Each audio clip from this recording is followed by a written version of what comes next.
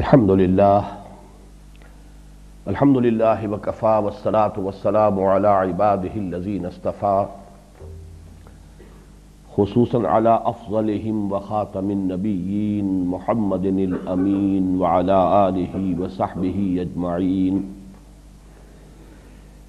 اما بعد فقد قال اللہ تبارک وتعالی کما ورد فی سورة الحدید اعوذ باللہ من الشیطان الرجیم بسم اللہ الرحمن الرحیم یوم تری المؤمنین والمؤمنات یسعی نورهم بین ایدیہم وبایمانہم بشراکم اليوم جنات تجری من تحتها الانہار خالدین فیہا ذالک هو الفوز العظیم یوم یقول المنافقون والمنافقات للذین آمنوا انظرونا نقتبس من نورکم قیل ارجعوا وراءکم فالتمسوا نورا فضرب بینہم بسور لہ باب باطنہ فیہ الرحمۃ وظاہرہ من قبلہ العذاب ینادونہم الم نکن معکم قالوا بلی ولکنکم فتنتم انفسکم وتربصتم وارتبتم وغرتکم الامانی حتی جاء امر اللہ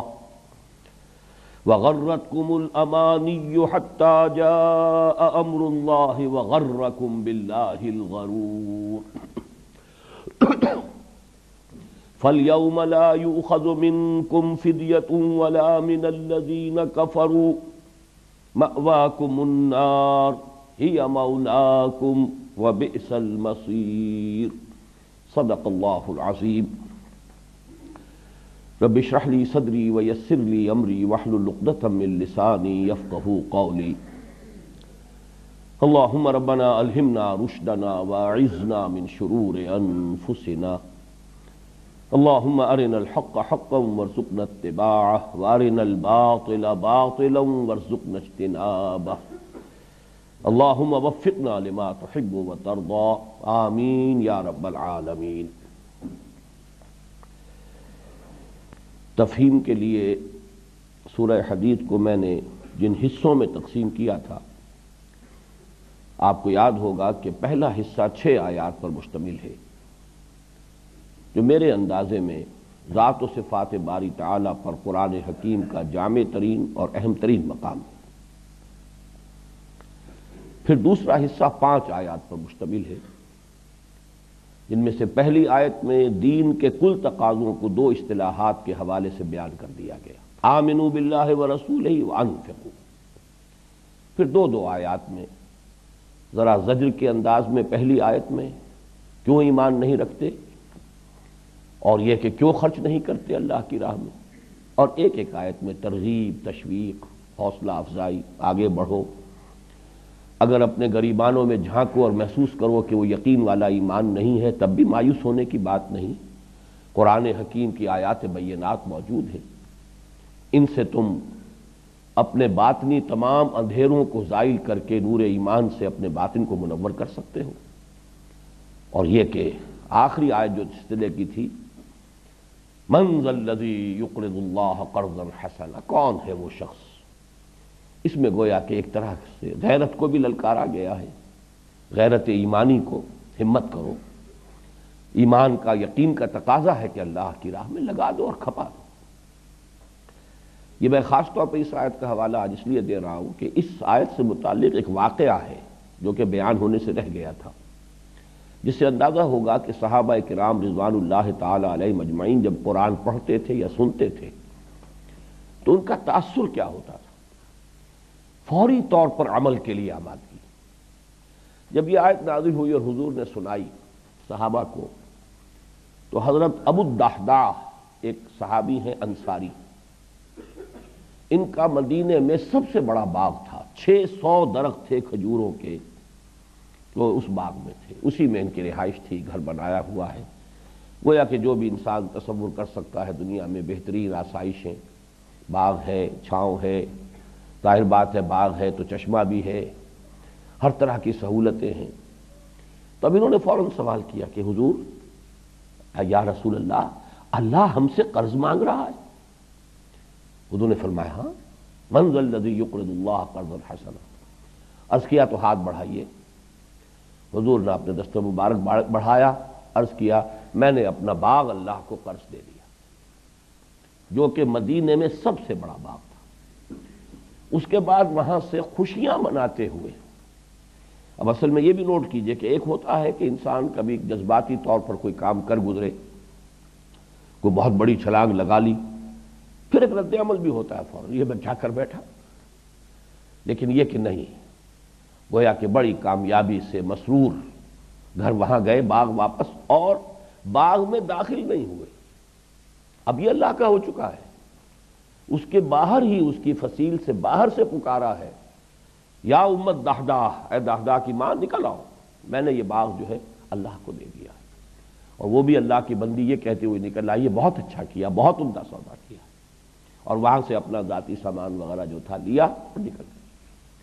تو یہ تھا انداز اصل میں، یہ جو انقلاب آیا ہے محمد الرسول اللہ والذین معہ، تاریخ انسانی کا ایک یونیک فینومینن ہے، کل 20 برس میں ایک عظیم انقلاب برپا ہو۔ تو وہ در حقیقت اس آمادگی کا کہ جو سنا ہے، بات سمجھ میں آ گئی ہے، ایمان پہلے سے موجود ہے، تو اب اس میں عمل کی کیا تاخیر؟ اب اس کے بعد جو تیسرا حصہ ہے، جیسا کہ میں نے عرض کیا تھا، یہ 4 آیات پر مشتمل ہے، اور اس میں ایک آیت بالکل جیسے کہ پہلے حصے کی آیت ہے، هو الاول والآخر والظاہر والباطن، جو اس کا مقام اور مرتبہ ہے، اسی مرتبہ اور مقام کی ایک آیت اس حصے کے اندر بھی ہے، اور وہ ہے اصل میں منافقت کی حقیقت کو واضح کرنے کے لیے۔ ہم پڑھ چکے ہیں، ترجمہ بھی کر چکے ہیں کہ یہ ایک تو کوئی چھلنی لگے گی آخرت میں کہ جو کافروں اور جو بھی مسلمان دنیا میں سمجھے جاتے تھے ان کو علیحدہ کر دے گی۔ اس کے بعد ایک اور شفٹنگ ہونی ہے، ایک اور چھان پھٹک ہونی ہے۔ جو دنیا میں مسلمان سمجھے جاتے تھے، اب ان میں کون واقعی مومن تھا اور کون جھوٹ موٹ کا مومن بنا ہوا تھا، جھوٹے اور سچے کے مابین ایک تمیز کرنے کے لیے یہ فینومینن ہے جسے ہم عام جو ہمارا محاورہ ہے اس میں پل صراط کہتے ہیں، اس کا تصور جیسا کہ میں نے عرض کیا یہاں بھی موجود ہے، بین ہی انہی الفاظ میں سورہ تحریم جو آخری ہے ان مدنی صورتوں کا جو سلسلہ ہے، ان کی آخری صورت اس میں بھی ہے، اور مضمون کے اعتبار سے یہ سورہ مریم کے اندر بھی موجود ہے۔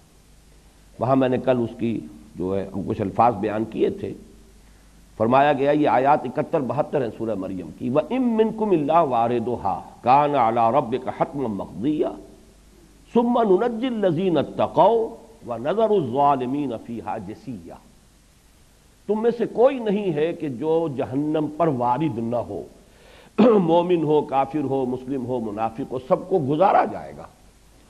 اور اس کی در حقیقت یہ حکمت بیان کی ہے مفسرین نے کہ اہل ایمان کو بھی اندازہ ہو جائے کہ اللہ نے ہمیں کس شے سے بچایا ہے، ورنہ شاید اندازہ نہ ہو سکے کہ کتنی بڑی کامیابی ہے، کتنا بڑا فضل اللہ کا ہم پر ہوا ہے، تو ان کو بھی گزارا جائے گا۔ وہ جو گزرنا ہے وہ اب کس طرح کا ہوگا، یہ میدان حشر کی جو چیزیں ہیں انہیں ہم صرف الفاظ جو ہیں ہمارے جو ان کے لیے قریب ترین ہو سکتے ہیں وہ الفاظ ہیں کہ جو قرآن میں آ گئے، ان کی اصل حقیقت تو وہیں جا کر کھلے گی۔ تو وہاں وہ کوئی ایسا مرحلہ ہے کہ شدید گھپ اندھیرا ہوگا، اہل ایمان کو نور عطا ہو جائے گا، بلکہ عطا کیا ہوگا، یوں کہیے کہ ان کے نور کا ظہور ہو جائے گا۔ وہ نور ایمان جو دلوں میں تھا، لے کر آئے تھے، وہ اب ظاہر ہو جائے گا۔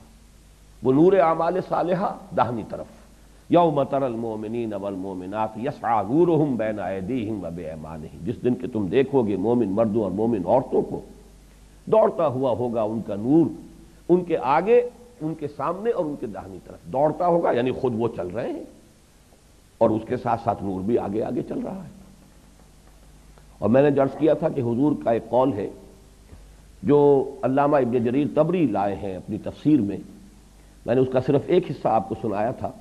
حضور نے فرمایا کسی کو تو یہ نور جو ملے گا وہ اتنا ہوگا کہ مدینے سے صنعاء تک اس کی روشنی جائے گی، کسی کو جو ملے گا وہ اتنا ہوگا کہ مدینے سے عدن تک روشنی جائے گی، اور کسی کے لیے بس اتنا ہی ہوگا کہ اس کے قدموں کے آگے روشنی ہو جائے گی۔ تو میں نے عرض کیا تھا، پھر دوہرا رہا ہوں کہ وہ بھی بہت ہی خوش نصیب ہوگا کہ جس کے قدموں کے سامنے بھی روشنی ہو، کہ اگر گھپ اندھیرے میں کہیں کسی پگڈنڈی پر چلنا ہو یا کوئی ایسا راستہ کہ جہاں کوئی راستہ بنا ہوا نہ ہو، تو وہ ایک ٹارچ بھی اگر کسی کے پاس ہے، ایک لالٹین ہی کسی کے پاس ہے، تو وہ بھی بہت قیمتی ہے، بہت خوش نصیب انسان ہوگا۔ بہرحال یہ اہل ایمان اپنے اس نور ایمان اور نور اعمال صالحہ کی روشنی میں اس راستے سے گزر جائیں گے۔ ان سے کہا جائے گا بشراکم الیوم جنات تجری من تحتها الانہار خالدین فیہا ذالک هو الفوز العظیم۔ اب بشارت ہے تمہارے لیے آج کے دن ان باغات کی جن کے دامن میں ندیاں بہتی ہیں اور جن میں تمہیں اب ہمیشہ ہمیش رہنا ہے، اور یہی ہے اصل اور بڑی کامیابی۔ یوم یقول المنافقون والمنافقات للذین آمنوا انظرونا نقتبس من نورکم۔ اب یہ برعکس کیفیت ہے، قرآن کا یہ انداز ہے، سائملٹینیس کنٹراسٹ۔ اہل ایمان کا حال بیان کر دیا، اب جو ایمان سے تہی تھے، منافق تھے، دنیا میں مسلمان سمجھے جاتے تھے، اب ان کا تذکرہ ہو رہا ہے۔ اس میں تو یہ نوٹ کیجئے کہ یہ 3 آیات جو ہیں ابھی سورہ مبارکہ کی 13، 14 اور 15، یہ اس نفاق کے موضوع پر قرآن مجید کا اہم ترین مقام ہے، اور در حقیقت جیسا کہ میں بیان کر چکا ہوں، یہ ام المسبحات ان تمام 10 صورتوں میں، یعنی پھر جو بقیہ 9 مدنی صورتیں ہیں، ان کے مضامین کا پورا خلاصہ ہے، ایک جامع انڈیکس ہے کہ جو سورہ حدید میں۔ چنانچہ سورۃ المنافقون پوری ایک صورت ہے 11 آیات کی کہ جو اسی مجموعے میں شامل ہے، اور اس کا پہلا رکوع جو ہے 8 آیات پر مشتمل ہے۔ یہ 3 آیات در حقیقت یوں سمجھیے کہ ایک طرح سے مزید اس کی شرح ہوئی ہے کہ جو وہاں 8 آیات میں ہوئی، لیکن چونکہ وہ صورت بھی ہم پڑھ چکے ہیں، حقیقت نفاق پر ایک مفصل تقریر بھی میں کر چکا ہوں اسی سلسلہ درس کے دوران، اب ان تمام باتوں کو تو نہیں دہرا سکتا، لیکن کچھ چند باتیں جو ہیں ان کی یاد دہانی ضروری ہے۔ ایک تو لغوی بات نوٹ کر لیجئے کہ مادہ ایک ہی ہے، نون فا قاف، نفق، لیکن ایک تو اس سے لفظ بنتا ہے انفاق۔ انفاق بنا ہے نفق ینفقو سے، نفقہ کے معنی ختم ہو گیا، خرچ ہو گیا، نفق الفرس گھوڑا مر گیا، گھوڑا کام آ گیا، نفقت الدراہم پیسے ختم ہو گئے، اس سے بنا انفاق، خرچ کر دو، لگا دو، کھپا دو۔ یہ لفظ پہلے آ چکا ہے، آمنوا باللہ ورسولہ وانفقوا مما جعلکم مستخلفین فیہ۔ اسی سے منافقت بنا ہے باب مفعلہ، لیکن وہ بنا ہے نفقن سے۔ نفقن کہتے ہیں سرنگ کو، زیر زمین راستہ ہے، سرنگ ہے، اس کے 2 منہ ہیں، اور یہ عام طور پر پچھلے زمانے میں جو قلعے ہوتے تھے، فوجی قلعے، اور انہی میں محل بھی ہوتے تھے، قلعے دار ہے یا بادشاہ ہے، تو حفاظت کے لیے شکل کی جاتی تھی کہ کوئی سرنگ کا ایک ایسا خفیہ راستہ بھی موجود رہے کہ اگر کسی وقت غنیم اور دشمن جو ہے وہ ہمیں شکست دے ہی دے اور وہ صدر دروازہ جو ہے، بڑا دروازہ شہر کا یا قلعے کا، اس سے داخل ہو ہی جائے، تو اب ظاہر بات ہے وہ راستہ تو مسدود ہو گیا فرار کا، تو فرار کے لیے ایک راستہ سرنگ، زیر زمین گھوڑے دوڑاتے ہوئے اس میں سے گزر گئے، کہیں جا کر جنگل میں کسی جگہ وہ راستہ نکلا، تو بچاؤ کے لیے سرنگیں بنائی جاتی تھی۔ اسی طرح گوہ جو ایک جانور ہے، صحرا میں ہوتا ہے، تو گوہ کا جو بل ہے اس کو بھی چونکہ کتوں کے ذریعے سے شکار کرتے ہیں اس کو، اور اس کا گوشت کھاتے ہیں صحرائی لوگ، لیکن اس کے اندر بھی عقل اتنی ہے کہ وہ اپنا جو بھٹ بناتا ہے زیر زمین اپنے رہنے کی جگہ، اس کے 2 منہ رکھتا ہے کہ اگر ادھر سے کتا داخل ہو تو ادھر سے نکل جاؤں، اور ادھر سے داخل ہو تو ادھر سے بھاگ جاؤں، اسے نافقا کہتے ہیں۔ اس سے منافقت ہے۔ منافقت کا اصل ایسنس یہی ہے، اپنے آپ کو بچا کے رکھنا۔ ایک تو صادق الایمان ہے کہ جس کا رویہ یہ ہوگا کھپا دینے ہی میں کامیابی ہے۔ وہ جو اقبال نے کہا، تو بچا بچا کے نہ رکھ اسے، تیرا آئینہ ہے وہ آئینہ کہ شکستہ ہو تو عزیز تر ہے نگاہ آئینہ ساز میں، لگا دو، کھپا دو۔ لیکن اس کے برعکس بچ بچ کر چلنا، جان کو بھی بچاؤ، مال کو بھی بچاؤ، ساتھ مسلمانوں کے چلنا بھی ہے۔ بہرحال کیا کیا جائے، کوئی مجبوری بھی ہے، کچھ معاشرتی دباؤ بھی ہو سکتا ہے۔ اب کیا کریں، سارا قبیلہ ایمان لے آیا ہے، اب ایمان تو لانا ہی ہے، ورنہ یہ کہ ہمیں اپنے قبیلے سے کٹنا پڑے گا، تو ساتھ چونکہ شامل بھی رہنا ہے لیکن اپنے آپ کو بچانا بھی ہے۔ تو یہ بچانا جو ہے ایسنشلی یہ ہے نفاق کی بنیاد۔ اب ظاہر بات ہے کہ اس میں جب بھی کبھی بلاوا آئے گا، جو میں نے وہ فیض کے شعر سنائے تھے، واپس نہیں پھیرا کوئی فرمان جنوں کا، تنہا نہیں لوٹی کبھی آواز جرس کی. وہ تو مومنین صادقین کی روش ہوگی، جب پکارا گیا حاضر لبیک. اور ایک یہ ہے کہ اب یہ گریز کریں گے، بہانہ بنائیں گے، یہ ہو گیا ہے وہ ہو گیا ہے.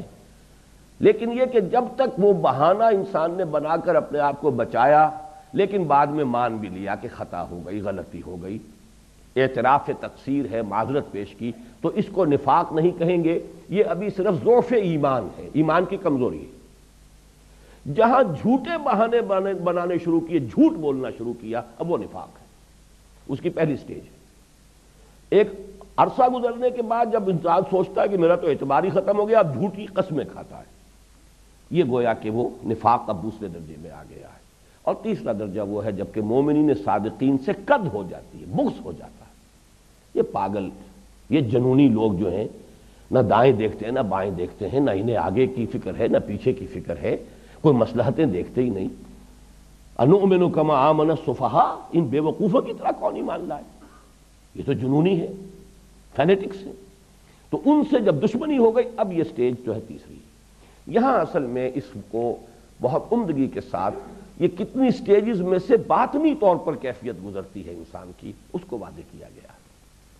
لیکن ایک بات اور نوٹ کر لیجئے، یہ میں ان تقریروں میں تفصیل سے بیان کر چکا ہوں کہ شعوری نفاق جو ہے وہ بہت شاذ تھا، بہت کم تھا. عام مغالطہ یہ ہے کہ منافق وہی ہوتا ہے جو جان بوجھ کر منافق بنا ہوا ہو.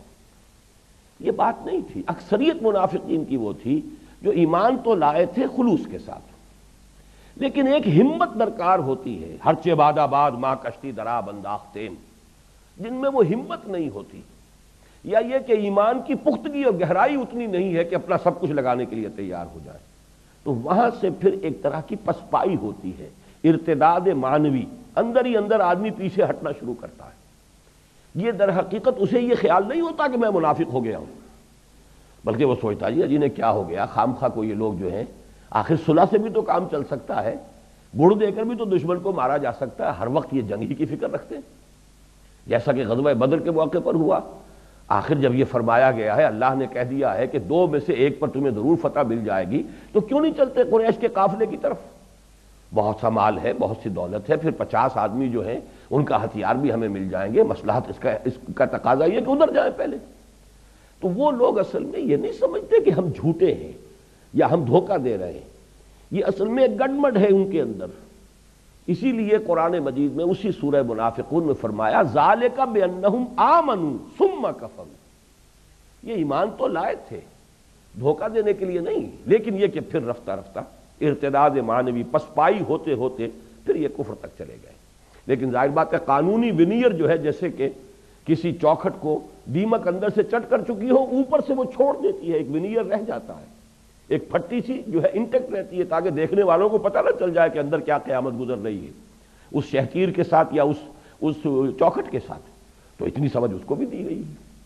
تو یہ ہے اصل میں. اب ظاہر بات ہے کہ جب یہ شکل ہوگی تو اس اعتبار سے آج جو بات عرض کر رہا ہوں غور سے سنیے، جنہیں ہم عام معنی میں گناہ گار کہتے ہیں، اور اس قسم کا منافق، غیر شعوری منافق، اس میں تو بس تعبیر کا فرق ہے. اور فرق کیا ہے؟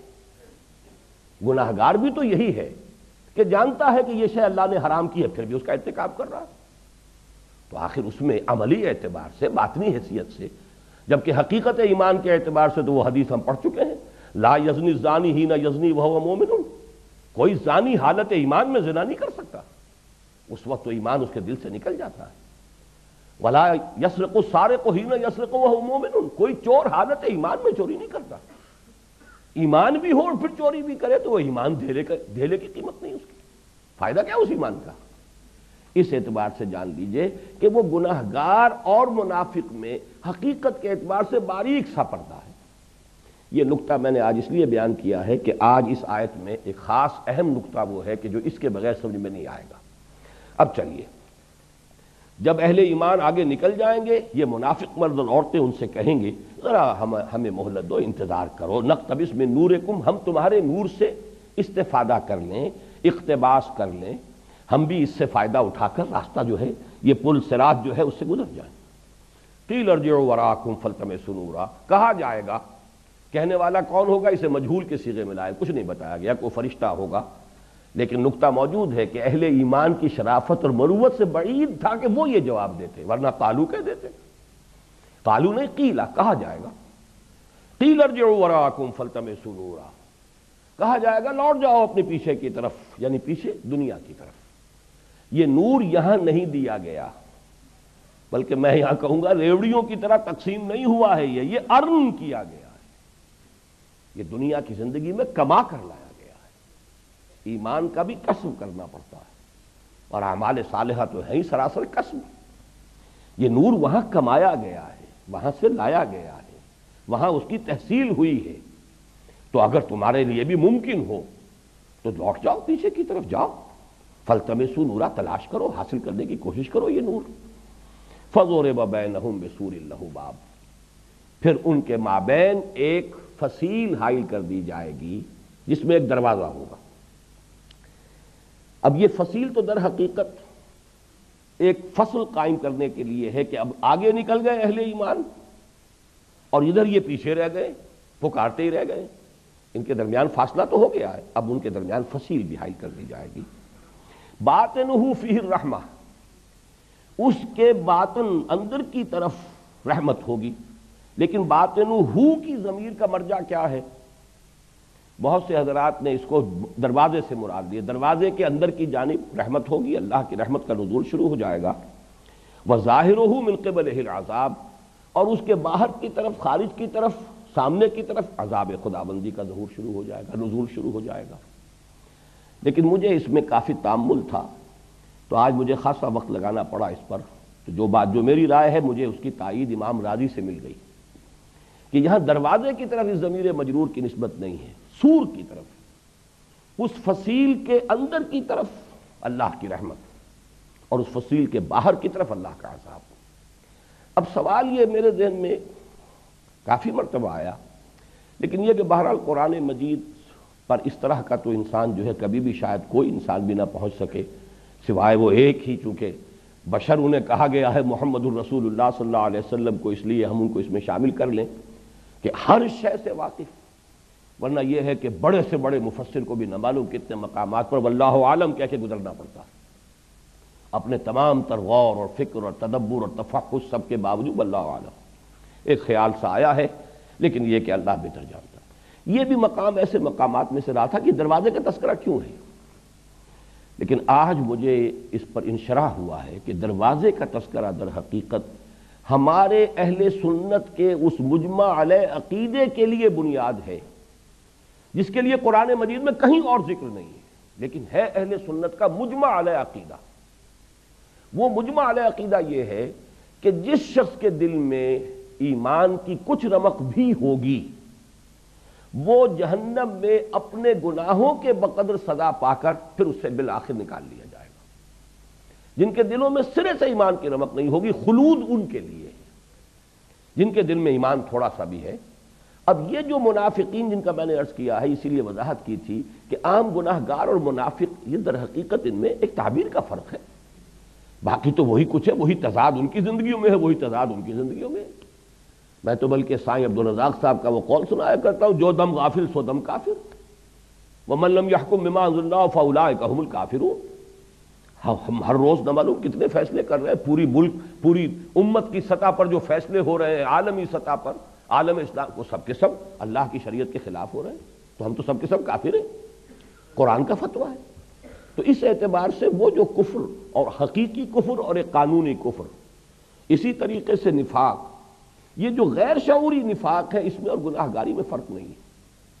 لہذا یہ ایک مرتبہ جو حائل کر دیا جائے گا فصیل کو، یہ ابدی نہیں ہے، بلکہ ان میں سے بھی جن کے اندر کچھ ایمان کی رمق ہوگی ان کو بہرحال نکلنا ہے. اس لیے صراحت کے ساتھ یہاں پر دروازے کا ذکر کیا گیا، ورنہ یہ کہ یہاں پر واقعہ یہ کوئی اور محل اس کا نہیں ہے.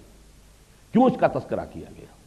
عام لوگوں نے یہاں پہ میں نے دیکھا ہے جنہوں نے زیادہ غور نہیں کیا کہ اس دروازے سے داخل ہو جائیں گے، حالانکہ پوری جو پکچر سامنے آتی ہے دروازے سے داخل ہونے کا سوال ہی نہیں. وہ تو فصل قائم ہو چکا پہلے، جن کے پاس نور تھا وہ تو نکل گئے اور یہ پکارتے رہ گئے ذرا ٹھہرو. اب اس کے بعد فصیل آ رہی ہے، فضرب بینہم، اور فا جو ہے تعقیب کے لیے اس کے اندر لازماً جو ہے بعد کا تذکرہ موجود ہے. تو وہ تو تقسیم جو ہو چکی ہے، یہ نہیں کہ اب جنت کے اس داخلے دروازے کے داخلے کے لیے جو ہے جنت میں داخلے کے لیے دروازہ ہے، نہیں، بلکہ در حقیقت یہ دروازہ آئندہ کے لیے، ان لوگوں کے لیے کہ جن کے دلوں میں کچھ نہ کچھ ایمان کی رمق روشنی تھی، لیکن یہ کہ مجموعی طرز عمل کے اعتبار سے وہ سزا کے مستحق ہو چکے ہیں، لہذا وہ اپنی سزا کے بقدر سزا، اپنے گناہوں کے بقدر سزا پا کر نکل آئیں گے۔ یہ اہل سنت کا اجماعی عقیدہ ہے، اور قرآن مجید میں کہیں اور اس کا تذکرہ نہیں۔ کیوں نہیں ہے یہ بھی سمجھ لیجئے، بلکہ یہ گویا کہ سورہ حدید کے ضمن میں دوسرا نکتہ آ گیا۔ بعض چیزیں عقلی اعتبار سے اتنی بلند ہوتی ہیں کہ عام لوگوں کے سامنے ان کو بیان کرنا ان کے لیے فتنے کا سبب بن سکتا ہے، لہذا اعلیٰ ترین فلسفیانہ مسائل کو قرآن نے بہت ہی خفیہ انداز میں، سرسری انداز میں بات کہہ دی ہے، سمجھنے والا سمجھ جائے گا، عاقلانہ اشارہ کافی، لیکن یہ کہ عام آدمی اس پر سے گزر جائے گا جیسے کوئی خاص بات نہیں۔ اگر بڑے اہتمام کے ساتھ وہ بات آئی ہوتی تو عام آدمی بھی رک جاتا اور غور کرنے پر مجبور ہو جاتا، جبکہ اس کے اندر اس کی استعداد نہیں ہے، صلاحیت نہیں۔ اسی لیے شاید آپ کو معلوم ہو کہ امام غزالی رحمۃ اللہ علیہ نے 2 کتابیں لکھی ہیں، مظنون لأہل ہی، ایک کتاب وہ ہے خاص، وہ کہتے ہیں عام آدمیوں کے پڑھنے کی نہیں ہے، یہ جو ذہنی فکری اعتبار سے وہ بلند سطح پر ہیں، جو اہل ہیں اس کے، یہ ان کے لیے میں کتاب لکھ رہا ہوں۔ ایک ہے کہ جو ان کے لیے عوام کے لیے لکھی گئی ہے، اور یہ عام آدمی تو کرے گا، لیکن قرآن تو ظاہر بات ہے کہ ایک ہی کلام ہے اللہ کا، اس میں سب کے لیے سب کی ضروریات کو کیٹر کیا گیا ہے۔ تو جیسے وہ بات تھی اسی پر اس کا اضافہ کیجئے کہ دین کے بعد ایسے حقائق ہیں کہ ان کو زیادہ عام کر دیا جائے تو لوگوں میں بے عملی پیدا ہو جائے گی۔ یہ تو تصور کرنا ہمارے ساتھ ممکن نہیں ہے کہ ایک لمحے کے لیے بھی جہنم میں داخلہ جو ہے وہ کس درجے شدائد اور مصائب جو ہیں وہ اس کا ذریعہ بن جائے گا، لیکن یہ کہ آدمی کے اوپر وہ جو ایک گرفت ہوتی ہے کہ ایک وقت آئے گا کہ نکل جائیں گے، ایمان کی کوئی رمق بھی ہوئی تو نکل جائیں گے، اس سے خام خواہ جو ہے انسان کے اعصاب جو ہے ڈھیلے پڑتے ہیں اور اس کے اندر عمل کا جذبہ جو ہے وہ کمزور پڑتا ہے۔ لہٰذا یہ مضمون قرآن مجید میں شرح و بسط کے ساتھ نہیں آیا۔ یہاں میرے نزدیک قرآن مجید میں یہ مقام ہے، جیسے کہ سورۃ الفرقان جو ہے اس میں ایک مقام ایسا آیا ہے کہ جو عذاب قبر کا ثبوت بن گیا قرآن مجید میں، ورنہ صراحت کے ساتھ قرآن مجید میں عذاب قبر کا تذکرہ نہیں۔ یضاعف لہ العذاب یوم القیامہ، دگنا کیا جائے گا اس کے لیے عذاب قیامت کے دن۔ معلوم ہوا کہ قیامت سے پہلے بھی کوئی عذاب کی شکل ہے، تبھی تو دگنا کیا جائے گا، اضافہ ہوگا، لیکن یہ کہ اس کو بھی صراحت کے ساتھ قرآن مجید میں بیان نہیں کیا گیا۔ تو یہ ایک دوسرا نقطہ ہے جس کو نوٹ کر لیجئے، فَضُرِبَ بَيْنَهُمْ بِسُورٍ لَهُ بَابٌ بَاطِنُهُ فِيهِ الرَّحْمَةُ وَظَاهِرُهُ مِنْ قِبَلِهِ الْعَذَابُ۔ اب اس کو چشم تصور سے دیکھیے، وہ گئے اہل ایمان نکل گئے، ادھر یہ رہ گئے اور فصیل حائل ہو گئی۔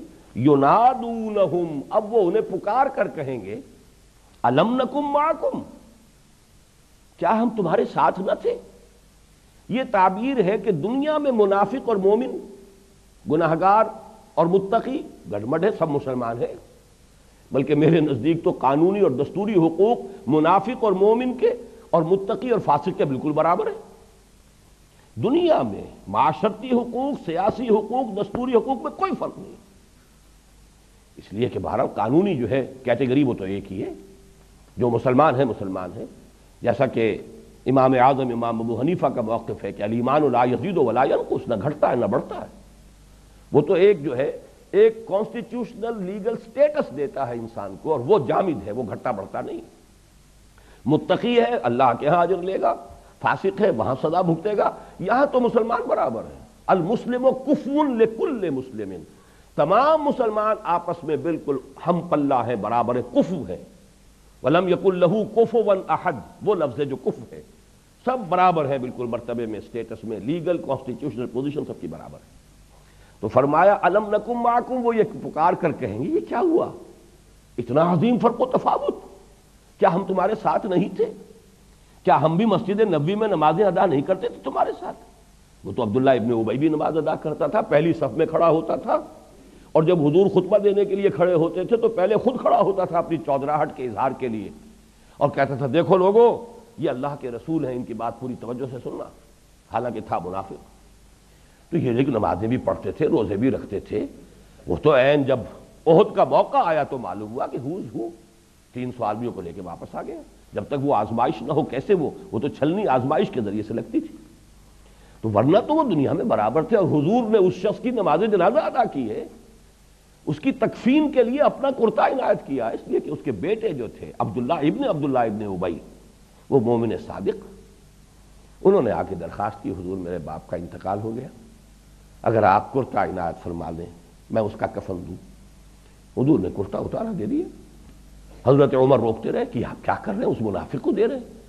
آپ نے فرمایا عمر میرا کرتا اسے اللہ کے عذاب سے بچا نہیں سکے گا، میں کیوں انکار کر کے، میری مروت اور میری شرافت سے بعید ہے، ایک مومن صادق ہے وہ مجھ سے درخواست کر رہا ہے، میں اس کی درخواست رد کر دوں۔ تو یہ گویا کہ مرتے دم تک لیگل سٹیٹس اسے مسلم کا حاصل رہا، مرنے کے بعد بھی قبر میں اترنے تک بھی مسلم کا سٹیٹس حاصل تھا۔ ینادونہم الم نکم معکم قالوا بلا، کیوں نہیں، جواب دیں گے اب اہل ایمان، کیوں نہیں، وَلَٰكِنَّكُمْ فَتَنْتُمْ أَنفُسَكُمْ۔ اب یہاں نوٹ کرتے جائیے، یہ الفاظ ہیں، یہ خزانہ ہے ایک بہت بڑا، علم کا، معرفت کا، تفقہ کا۔ وَلَٰكِنَّكُمْ فَتَنْتُمْ أَنفُسَكُمْ وَتَرَبَّصْتُمْ وَارْتَبْتُمْ وَغَرَّتْكُمُ الْأَمَانِيُّ حَتَّىٰ جَاءَ أَمْرُ اللَّهِ وَغَرَّكُمْ بِاللَّهِ الْغَرُورُ۔ تھے تو تم ہمارے ساتھ، اس میں کوئی شک نہیں، لیکن تم نے اپنے آپ کو اپنے ہاتھوں فتنے میں ڈالا۔ فتن تم، نوٹ کیجئے گا اس کو، تم نے اپنے آپ کو فتنے میں ڈالا۔ اب فتنے کی تین نسبتیں ہیں، اچھی طرح سمجھ لیجئے۔ کہیں تو اللہ تعالیٰ فرماتے ہم نے فتنے میں ڈالا، وَلَقَدْ فَتَنَّا الَّذِينَ مِن قَبْلِهِمْ، یہ تو ہمارا قاعدہ رہا ہے، سورہ عنکبوت میں ہم پڑھ چکے ہیں۔ یہاں فتنے میں ڈالنے والا کون ہے؟ اللہ ہے۔ ہم نے فتنے میں ڈالا، ہم نے آزمایا تمہیں، ہم دیکھنا چاہتے تھے کون کھرا ہے، کون کھوٹا ہے، کون حقیقتاً مومن ہے، کون جھوٹ موٹ کا مدعی ایمان ہے۔ امتحان ہماری طرف سے، لیکن امتحان آ رہا ہے کس کے ہاتھوں؟ ابو جہل کے ہاتھوں آ رہا ہے۔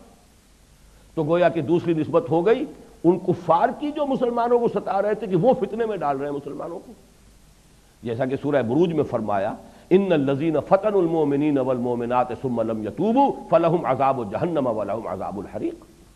وہ لوگ کہ جو اہل ایمان مردوں کو اور عورتوں کو وہ فتنوں میں مبتلا کرتے ہیں، آزمائشوں میں ڈالتے ہیں، ستاتے ہیں، تکلیفیں دیتے ہیں، ان کے ایمان کی جو ہے کے لیے آزمائش پیدا کرتے ہیں، ان کے لیے جہنم ہے۔ اگر انہوں نے توبہ نہیں کی ہے، توبہ مرنے سے پہلے توبہ کر لی، ایمان لے آئے تو ٹھیک ہے، تب تو وہ سارا کا سارا جو ہے پچھلا کیا دھرا جو ہے معاف ہو جائے گا، ورنہ ان کے لیے عذاب جہنم ہے۔ تیسری نسبت یہ ہے کہ انسان اپنے آپ کو خود ڈالتا ہے فتنے میں۔ اس سے مراد کیا ہے؟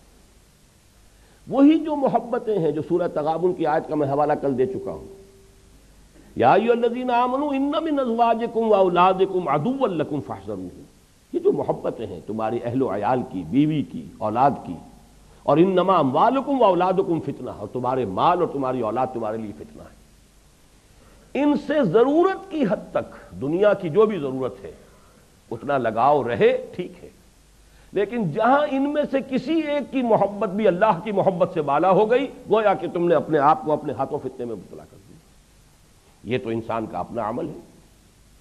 یہاں ذرا پھر میں بعد میں وہ آیت سناؤں گا، ابھی پہلا لفظ سمجھ لیا، وَلَٰكِنَّكُمْ فَتَنْتُمْ أَنفُسَكُمْ، تم نے اپنے آپ کو اپنے ہاتھوں فتنوں میں ڈالا، وَتَرَبَّصْتُمْ، اور پھر تم گو مگو کی کیفیت میں مبتلا ہو گئے۔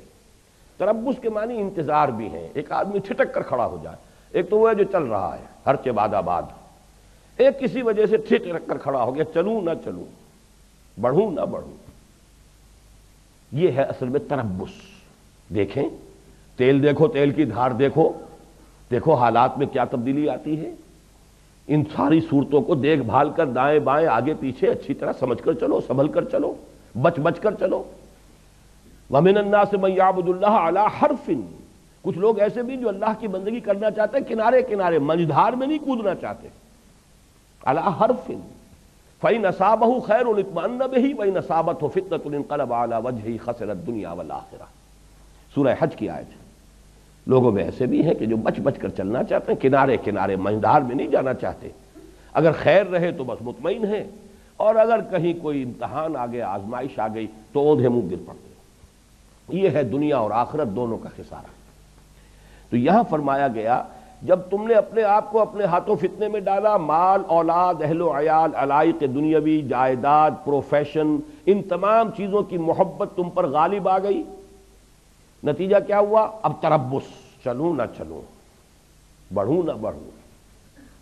کہیں ایسا نہ ہو جائے، کہیں ویسا نہ ہو جائے، یہ ارادے انسان کے ہوتے بھی ہیں، چلنا بھی چاہتا ہے، نیکی بھی ہے انسان کے اندر، ایمان مجھے روکے ہے تو کھینچے ہے مجھے کفر، کعبہ میرے پیچھے ہے کلیسا میرے آگے، یہ تردد، جیسے قرآن کہتا ہے سورہ نساء میں مذبذبین بین ذالک، یہ مذبذب ہو کر رہ گئے، مذبذب فی ریبہم یترددون، یہ اپنے شکوک و شبہات میں متردد ہو کر رہ گئے۔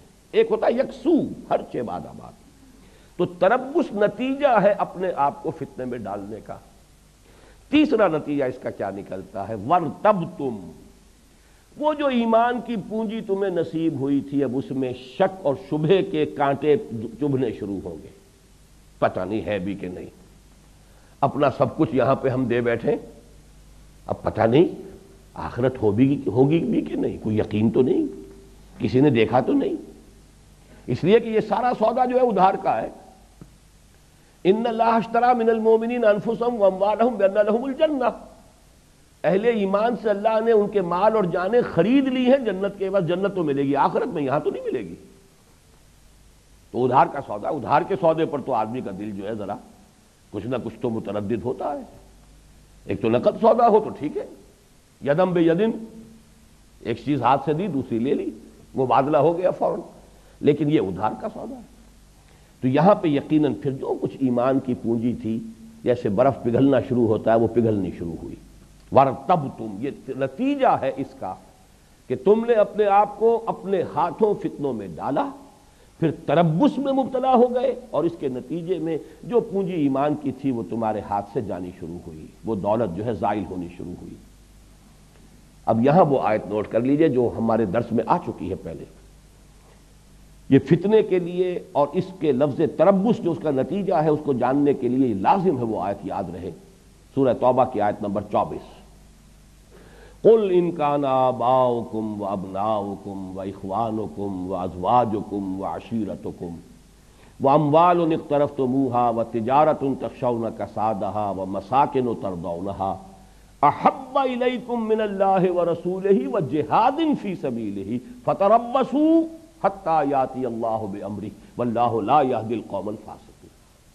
اے نبی ان سے کہہ دیجئے کہ اگر تمہیں اپنے باپ، اپنے بیٹے، اپنے بھائی، اپنی بیویاں، اپنے رشتہ دار اور وہ مال جو تم نے بڑی محنت سے کمائے ہیں اور جمع کیے ہیں، اور وہ کاروبار جو بڑی محنت اور مشقت سے جمائے ہیں، اور ان کے کساد کا، مندے کا تمہیں ہمیشہ اندیشہ رہتا ہے، اور وہ جائیدادیں اور وہ بلڈنگیں اور حویلیاں اور کوٹھیاں جو تمہیں بڑی پسند ہیں، یہ 8 چیزیں اگر زیادہ محبوب ہیں، محبوب تر ہیں 3 چیزوں سے، اللہ سے، اللہ کے رسول سے، اللہ کی راہ میں جہاد کرنے سے۔ بارہا میں نے عرض کیا ترازو ہے، ہر شخص اپنے باطن میں نصب کر لے، ایک میں 8 چیزیں ڈالیں، 5 ہیں علائق دنیاوی، باپ، بیٹا، بھائی، بیوی اور رشتہ دار، باقی تو ہر انسان اس کے بعد ہی آئے گا، اس سے پہلے کوئی نہیں آتا، اور 3 چیزیں ہیں دنیاوی مال و اسباب، کاروبار ہے یا کوئی نقد ہے جو بھی ایسٹس ہیں، اور یا تیسری چیز جو ہے وہ یہ ہے کہ اب بلڈنگ ہے، جائیداد۔ تو وہ مال و منال اور یہ جو بھی رشتہ اور رشتہ داری اور دنیا کے علائق ہیں، یہ 8 چیزیں ایک پلڑے میں ڈالو، دوسرے میں 3 کی محبت ڈالو، اللہ کی محبت، رسول کی محبت، اللہ کی راہ میں جہاد کی محبت، دیکھو کون سا پلڑا بھاری ہے۔ اگر یہ 8 والا بھاری ہے تو فتربصوا، جاؤ انتظار کرو، وہ ہے لفظ تربص۔ اب تو تربص ہو گئی، گو مگو، چلوں نہ چلوں۔ اسی کو اقبال نے وہ ایک شعر میں جمع کیا ہے، یہ مال و دولت دنیا، یہ رشتہ و پیوند، گمان بتان وہم و گما لا الہ الا اللہ، یہ سب وہم و گما کے بت ہیں، چاہے وہ رشتہ و پیوند ہو اور چاہے وہ مال و دولت دنیا ہو۔ 3 چیزیں یہاں مال و دولت دنیا کی آئی ہیں، رشتہ و پیوند کے 5۔ ان 8 کے مقابلے میں 3 محبتیں اگر بھاری ہیں تو تہنیت ہے، مبارکباد ہے، اور اگر یہ 8 محبتیں بھاری ہیں فتربصوا۔ اب اس آیت میں جہاں شروع سے لے کر آخر میں لفظ آیا تربصوا، یہاں گویا کہ اسی کی وَلَٰكِنَّكُمْ فَتَنْتُمْ أَنفُسَكُمْ وَتَرَبَّصْتُمْ۔ تیسرا نتیجہ وَارْتَبْتُمْ، اب جو پونجی تھوڑی بہت ایمان کی تھی، آیت میں سنا چکا ہوں سورہ منافقون کی، ذَلِكَ بِأَنَّهُمْ آمَنُوا ثُمَّ كَفَرُوا، لیکن یہ ایک دن میں نہیں ہو جاتا، رفتہ رفتہ ہوتا ہے، تدریجاً ہوتا ہے، پسپائی ہوتی ہے۔ اور اس کے بعد آدمی جو ہے ایک وقت ایسا بھی آئے گا کہ بالکل ہی ایمان سے خالی ہو جائے، یا ایمان اتنا فیبل رہ گیا ہے، اتنا کمزور رہ گیا ہے کہ وہ آپ کے عمل پر اثر انداز نہیں ہو سکتا. تو ظاہر بات ہے کہ اب آپ کے عمل میں تناقض ہوگا، تضاد ہوگا، کہیں گے کچھ کریں گے کچھ. یا ایھا الذین آمنوا لم تقولون ما لا تفعلون، وہ کیفیت ہو جائے گی کہ جو سورہ صف کے اندر دوسری آیت میں آئی ہے. اس کے بعد آئی ہے، دیکھیے میں اسی لیے عرض کر رہا ہوں کہ یہ عظیم ترین آیات میں سے قرآن مجید کی. فرمایا وغرتکم الامانی، یہ چوتھا مرحلہ ہے. انسان اپنے آپ کو کچھ من گھڑت خوشنما عقائد سے بہلاتا ہے. امانی جمع امنیہ، تمنا، جس سے یہی مادہ ہے جس سے تمنا کا لفظ بنا، تمنا ہے، آرزویں.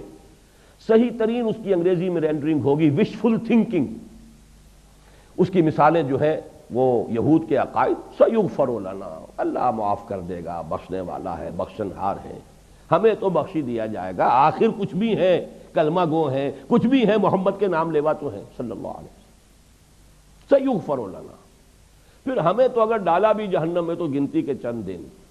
لن تمسنا النار الا ایاما معدودات، نحن ابناء اللہ واحباؤہ، ہم تو اللہ کے بڑے چہیتے ہیں، لاڈلے ہیں، بیٹوں کے مانند ہیں، ابراہیم کی نسل سے ہیں آخر. تو کیا اللہ تعالیٰ کچھ بھی لحاظ نہیں کرے گا ابراہیم کا، جس کو کہا ہے کہ واتخذ اللہ ابراہیم خلیلا، دوست کی اولاد، کوئی فکر نہیں کرے گا اس کا.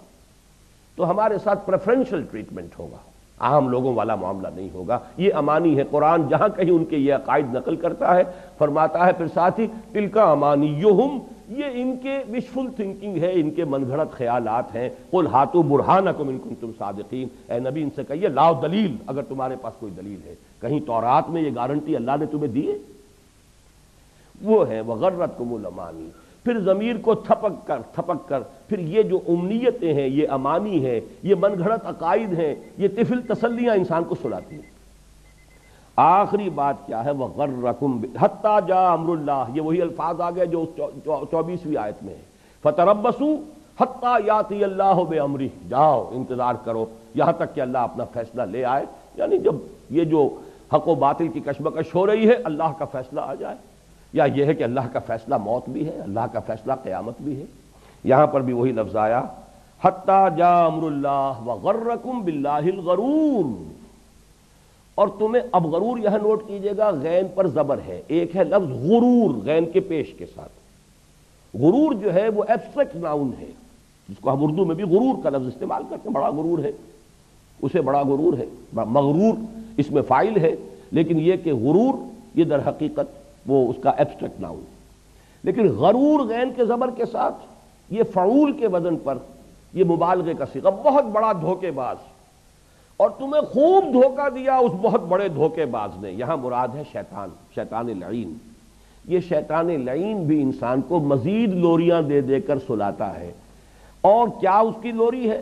جی اللہ بڑا غفور ہے، کہاں وہ سزا دے گا، یہ تو ایسے ہی ذرا ڈرانے کے لیے لوگوں کو سیدھے ہو جائیں، ورنہ کہاں. کیا کوئی ماں اپنی اولاد کو جہنم اپنے ہاتھوں آگ میں ڈال سکتی ہے؟ تو جو خالق ہے، مالک ہے. یہ صرف کہنے کی باتیں، ہونے والی باتیں نہیں ہیں. یہ آپ کو اپنے ہاں بھی جو ملنگ قسم کے صوفی ہیں وہاں یہ باتیں مل جائیں گی.